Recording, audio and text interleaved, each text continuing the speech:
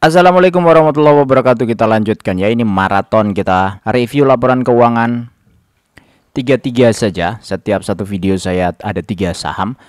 Untuk kali ini ada MPMX, TOTL dan TAPG. Nah, ini kebetulan saya lagi buka grafiknya MPMX hari kemarin, ini hari tanggal berapa? Tanggal 28. Ini naik, ada volume juga.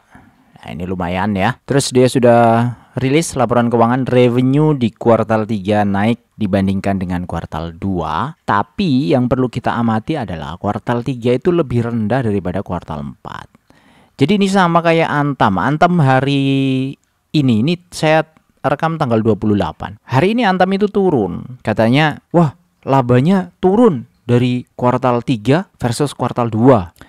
Bukan gitu ngelihatnya, bos. Jadi kita perlu lihat laporan sebelum-sebelumnya juga. Contoh misalnya, kuartal 1, pembandingnya adalah kuartal 1 2024, kuartal 2 2024, kuartal 3 2024. Revenue misalnya. Ini kalau dilihat Antam 26 banding 8. Ini enggak jelas nih.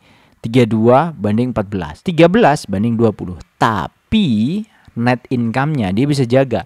Masa iya dia punya revenue turun sepertiganya, kemudian net income-nya setengahnya dari 2025 ya. 32 ke 13 kan sepertiga tuh.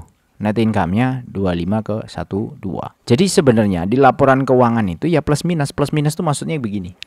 Dia ada seninya tersendiri bikin laporan keuangan. Jadi tergantung situasional yang ada di kuartal masing-masing. Nah, buat kita bisa bandinginnya adalah dari performa sebelumnya. Jadi kalau ini sudah lebih baik dari performa sebelumnya, ini sudah lebih baik dari performa sebelumnya, ini sudah lebih baik dari performa sebelumnya.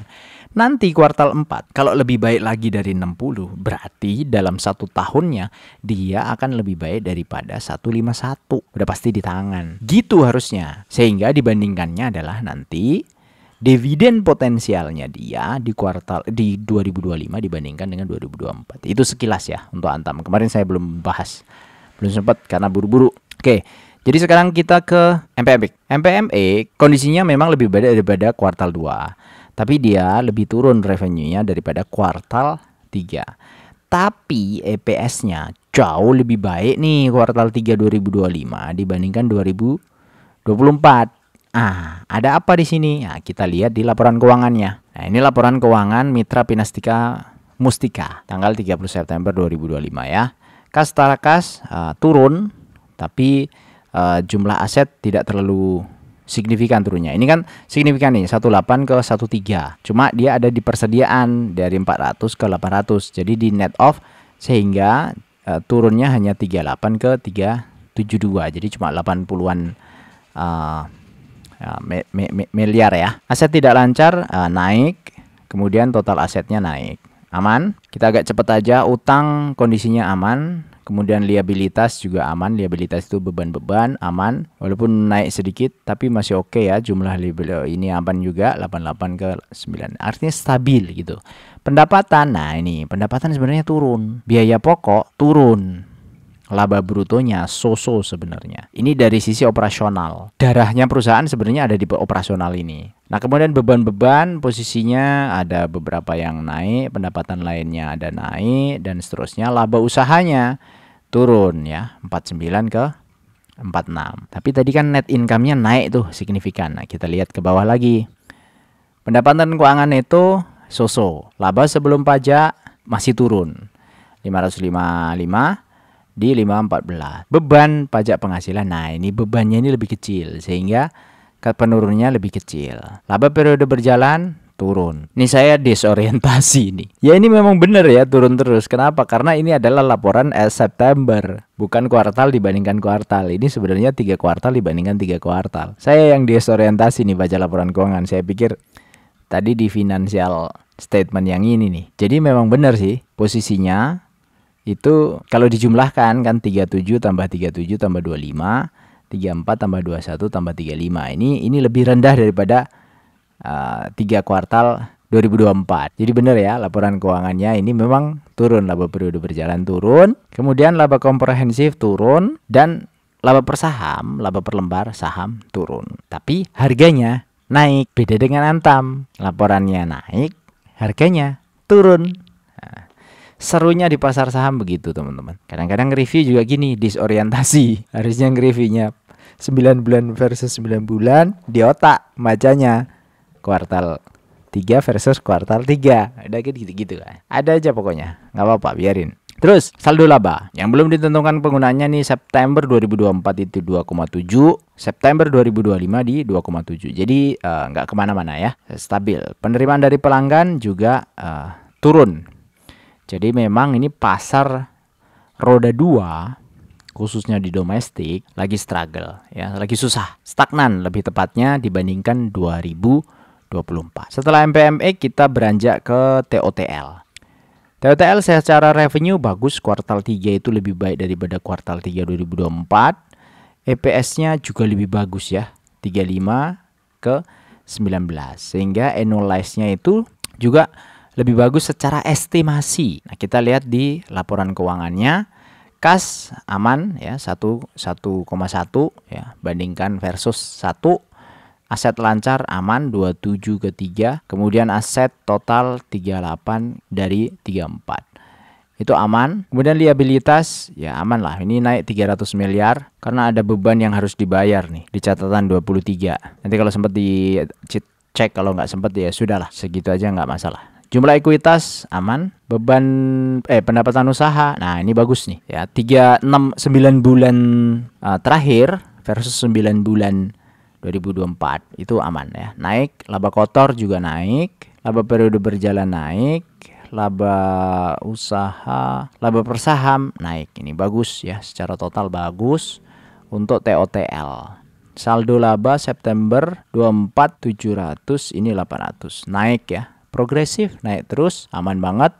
Penerimaan dari pelanggan juga oke ya, 28 dari 26. Harganya bagaimana untuk TOTL kita cek. Wah, strong parah, naik. MA20, MA50 semua ya, MA200 semuanya terkonfirmasi dia masih strong parah naiknya. Saham-saham begini mah sky's is limit ya, katanya begitu. Oh, ternyata enggak. Ini udah higher high dibandingkan Agustus 2016. Ini strong parah ini total ya. Lama saya nggak ngamatin ini TOTL. Oke, nggak masalah, bagus. Nanti kita lihat di screener apakah masih worth it atau enggak untuk harganya ya. Selanjutnya ada TAPG. Revenue-nya bagus banget ini TAPG. Ya, 21 ke 26 ya di 2024. EPS-nya juga bagus. Nah, TAPG dari sini kita bisa lihat di laporan keuangannya. Triputra Agro 30 September 2025 ya. Kas aman banget 1,6 T yang awalnya 1,3. Punya cash 1,6 T, gimana tuh rasanya ya? Kalau nggak punya perusahaan pegang cash 1,6 T ya, gimana tuh rasanya? Total aset ya nggak tahu lah rasanya gimana, terserah mereka lah ya. Total aset lancar aman 32 ke 38. Total aset tidak lancar juga oke, walaupun agak turun dikit. Total asetnya naik sedikit. Ini turun karena ini ada investasi Ventura bersama, ini dikurangi nih 29 ke 2,4. Investasinya 2 triliun coy.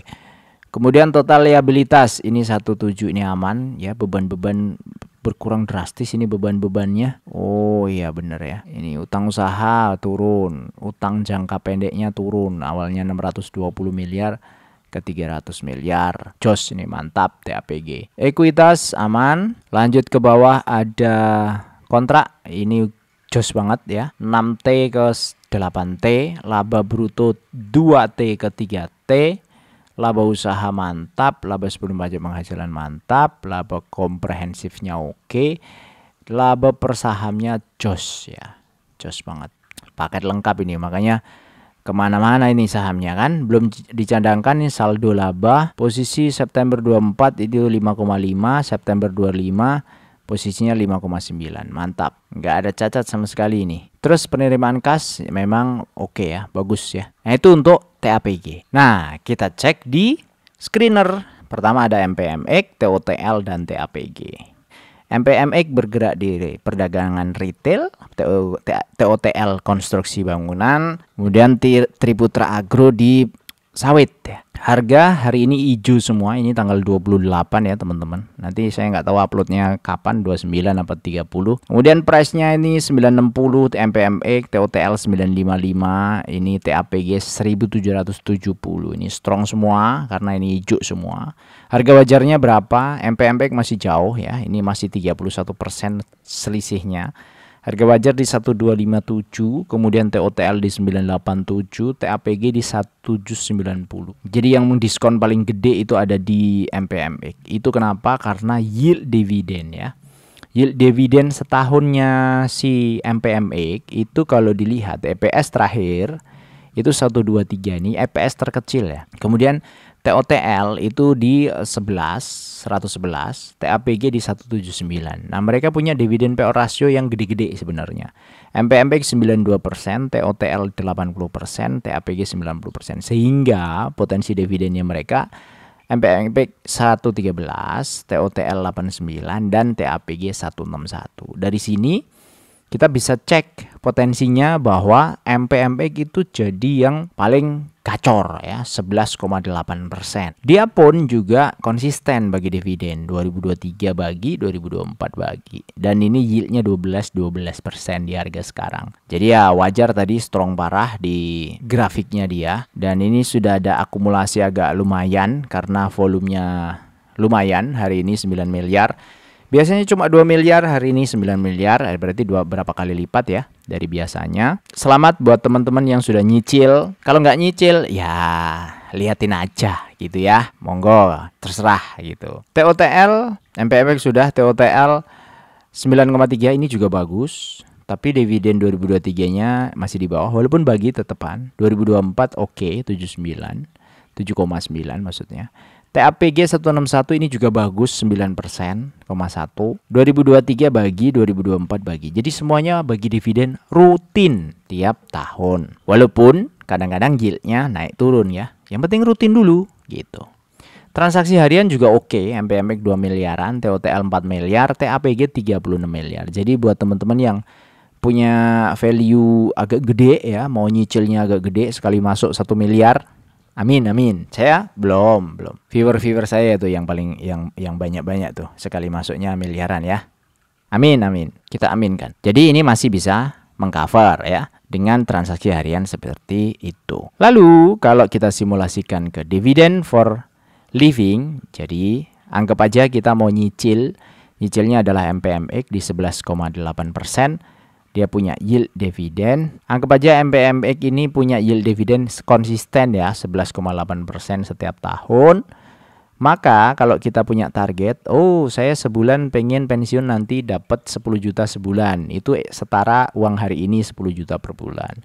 Kebutuhannya berarti 120 juta per tahun karena setahun sekali dividen itu dibagiin. Sehingga yield dividennya itu adalah 11,8% tadi sesuai dengan MPMX, maka nilai investasinya itu di 1 miliar. Asumsi inflasi kita hitung, kemudian periode cicilan atau periode pensiun dari sekarang sampai nanti pensiun kira-kira 25 tahun, future value berarti 18 juta, future value dividennya 222, maka nilai investasi harus 1,8. Jadi nanti 25 tahun lagi 18 juta itu setara dengan 10 juta hari ini dengan asumsi inflasinya 2,5%. Nah, dari situ kita ada asumsi kenaikan investasi per 5 tahun itu 20%. Jadi periode pertama 2 juta, periode kedua 2,4. Modal awal 50 juta. Nah, tahun pertama sampai tahun kelima dari 74 juta jadi 200. Kemudian dapat dividen direinvestasikan lagi tahun ke-6, tahun 10 jadi 500. Tahun ke-25 dari 1,2 M, tahun ke-20 jadi 2,4 M, tahun ke-25 jadi 4,5 miliar. Dengan 4,5 miliar yield dividen 11%, maka dapat dividennya setahun 537.